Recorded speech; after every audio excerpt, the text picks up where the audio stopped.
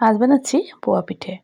এর জন্য নিয়ে নিচ্ছি 1 কাপ আটা, হাফ কাপ সুজি আর হাফ কাপ ময়দা।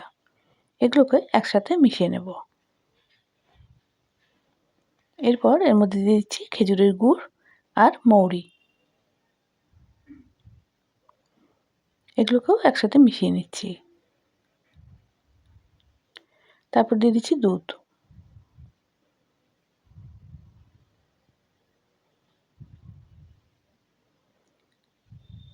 দুধ দিয়ে একটা ঘন ব্যাটার তৈরি করে নিচ্ছি।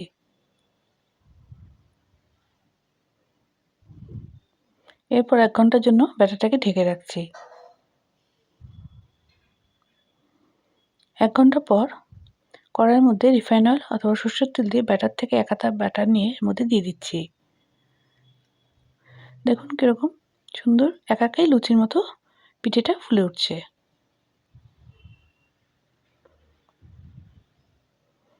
একটা পাশ হয়ে গেলে পিঠেটাকে উল্টে দেবেন।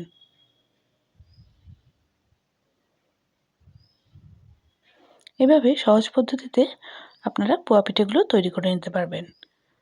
কেমন লাগলো অবশ্যই কমেন্টস করে জানাবেন আর লাইক আর সাবস্ক্রাইব করতে ভুলবেন না প্লিজ।